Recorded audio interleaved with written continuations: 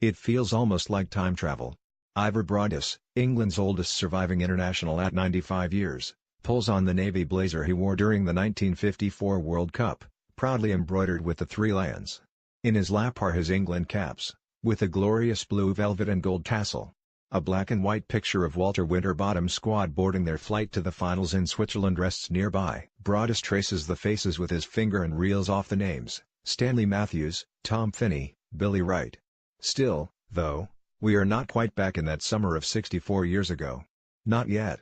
Now for the time machine. Broadis's daughter Gillian hands her dad an iPad and YouTube provides us with British Pate News coverage of England versus Belgium. Only now, from the surrounds of the Cumbrian countryside, are we taken back to the June afternoon and the St. Jacob's Stadium in Baldad. The footage is jumpy and there is no sound, but this is all Broadis needs.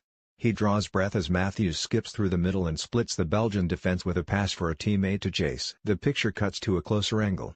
The teammate is Broadis.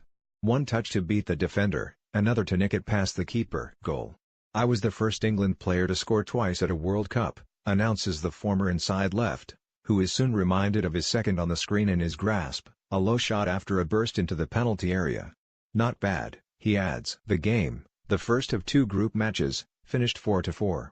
England beat their Swiss hosts 2-0 3 days later before losing 4-2 to Uruguay in the quarter-final. We were better than them, says Broadis, then of Newcastle United. But we were at the final as spectators, the Battle of Bern they called it, and we wouldn't have beaten Hungary or West Germany, the winners. Hungary were the best team in the world, as we knew only too well. Broadis does not need visual aids to relive this particular memory. A lingering humiliation coupled with admiration of his opponents ensures that it was in Budapest in front of 92,000 only 3 weeks before the World Cup that a Hungary side including Ferenc Puskás inflicted a 7-1 defeat which still ranks as England's heaviest. Among the memorabilia in front of us is a picture of the scoreboard, the name of Broadis, the lone Englishman. It is the cap from that game which he later tries on, saying, "I haven't worn this since I was a player. It still fits, so at least I haven't got big-headed."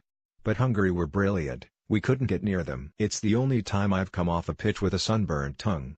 I remember my goal, left-footed from just inside the box. But I didn't have the best left foot that day. Puskás was just wonderful, the best I've ever seen. In 1967 Broadis and Puskás were reunited at Newcastle's St James Park for Jackie Milburn's testimonial, a match initiated by then Daily Mail journalist Doug Weatherall, who, now 85, joins us for lunch in the village of Linstock where Broadis lives with his daughter and son-in-law. Puskás had this huge gut by then but his left foot was still magic, recalls Broadis. I remember afterwards and there he was, taking off a corset, everything just fell out. During the afternoon Broadis shares tales from a storied life, from the RAF during the Second World War and through his playing days to 45 years as a football reporter. But talk of 1954 prompts Gillian to interrupt. "I was born on May 8 that year," she begins. "And you know why? My mum was induced so Dad could go to the World Cup." "That's right," says Broadis, who also has a son, Michael. "You were born in Newcastle. Do you remember the doctor?" "How would I remember the bleeding doctor?" returns Gillian. "I remember it like yesterday," says Broadis. "He was football mad. Your mum didn't want to do it early and he used to drive her potty. Ivor can't miss a chance like this, Mrs. Broadis. So you were born and off I went to the World Cup." Had his late wife, Joan, won the argument and waited, would Broadis still have gone to the finals? "Possibly," he says with a smile. Gillian corrects him, "Yeah, right. He would have gone, no doubt." Ivan Arthur Broadis was born on December 18, 1922 on the Isle of Dogs, London. He became known as Ivor after an administrative error while playing as an amateur for Tottenham Hotspur during the war and later he could have signed for them professionally. So why did Broadis, whose Cockney accent endures to this day, join Carlisle instead? "I was just 17 and travelling all the way through London to White Hart Lane, getting a trolley bus up the Seven Sisters Road," he recalls.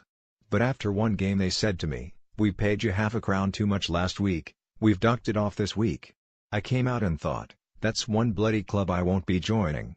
Broadis laughs, but the wartime memories soon fade to sorrow. "When the German bombers came over, our family went in the Anderson shelter at the back." "You'd be in there overnight," says Broadis, who has survived his 4 brothers and 2 sisters. "One morning we came out and the house was in ruins, gone. No compensation, you just start again." "I joined the RAF as a navigator and did my training in America, upstate from New York, where I lived with family. I felt lost. Flight Lieutenant Broadis completed 500 flying hours on Lancasters and Wellingtons, and he was in Italy when news broke that the war was over. He returned British troops to these shores and remembers the emotion of flying back over the white cliffs of Dover. He was posted to Crosby-on-Eden, near Carlisle, where he met his future wife, a woman Weatherall describes as one of the most beautiful I've ever met, and word soon spread of the talented Southerner new in town. The chairman of Carlisle asked me if I wanted to manage the team. I was only 23. Starts Broadis, still the youngest player-manager in Football League history. But I had some problems. I signed one player and sorted a house for him, all brand new appliances. Next thing, the club secretary has swapped all of them for his old stuff. Bloody crook. I couldn't work with him. And so, in 1949, Broadis became the only manager in Football League history to sell himself, joining Sunderland for £18,000. Had Broadis the manager been impressed with Broadis the player? Well, I was always first name on the team sheet, he returns. We mention that Bill Shankly succeeded him at Carlisle. Broadis needs no reminding. We became great mates, he says. I was still living in Carlisle and Bill used to say, "Do you fancy coming back after training in the afternoons?" So it was me and him, playing one-a-side against two chimney pots. And we would play all day, or at least until Bill won.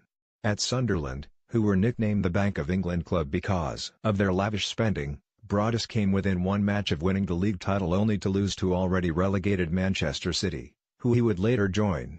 One morning, while at City in 1951, there was a knock on the door of his bungalow in Carlisle. It was a policeman, says Broadis. You don't know what to think. What's wrong? I asked. He told me, you must travel to London. You have been picked to play for England. What a thrill. And so began an international career which would bring 14 caps and 8 goals. His favorite?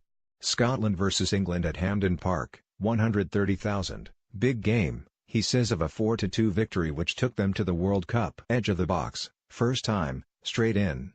He relives the moment with a flick of his hand.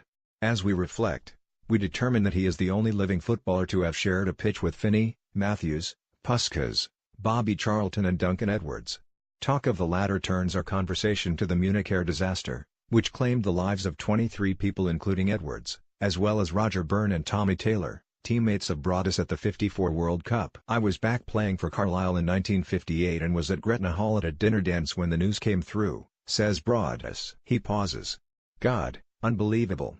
A grieving Broadis sent a poem to a local newspaper. To this day he is upset that it never saw print. Until now. He recites it, perfectly. We mourn them all, a nation's pride. Off took the goal, in glorious stride. Safe passage, across the great divide. God's welcome, on the other side. Every Sunday afternoon, Broadis and his daughter watch the football on television. His favorite player is City's Kevin De Bruyne, but he does not care for much of the modern game, especially millionaires with no hunger. Broadis reveals that he wore the same boots throughout his career. I got lucky, he says. Boots in those days were like clogs, bloody awful. I got a parcel one day with a pair which were soft and light with rubber studs. We went to Old Trafford with Sunderland on Boxing Day, ice all over the pitch. They couldn't catch me. I hit 3 in no time at all. The door of the dressing room swung open afterwards. Sunderland won 5-3. Tom Curry, the United trainer who died in Munich, came in and said, "Hey, Ivor, our lads reckon you were wearing special boots?" I picked up one of my teammates' boots and threw it to him. "Take that through and show them." I wasn't letting anyone in on my secret. Broadis was wearing the same pair when he finished his career at Queen of the South in 1960, where he came up against a teenage striker named Alex Ferguson, then of Queen's Park. Years later, I heard Sir Alex call my dad the great Ivor Broadis, says Gillian. But remember, Dad, when Southampton beat Man United 6-3, in 1996, and he said it was the worst defeat of his career. Broadis does remember. I know, he says, I thought hold on, I played against you and beat you 7-1. Now needing a frame to help him walk, Broadis may have lost weight, but not wit. My legs are getting stronger, he declares. There are 3 dogs in the kitchen. Is he ever tempted to test his old left foot with one of the toy balls? No. Kick the dog, perhaps, he says. He always had a lovely turn of phrase, remarks Weatherall, before the pair recall the night in Budapest when they were reporters as Newcastle won the Intercities Fairs Cup in 1969. So why did Broadis not return to management? I could always write, he says, his scrapbooks revealing the newspaper columns he penned while still a player, including dispatches from an England tour of South America. And you had far less to worry about in the press box than the dugout. No regrets, then? Not really, he says, I'd do it all again. Over a few hours and with the help of his family, an old friend, a Blazer and some caps. It feels like he just has. At Ivor's request, Sportsmail has made a donation to the Tony Hopper Fund, a campaign which supports the former Carlisle player who is battling motor neuron disease.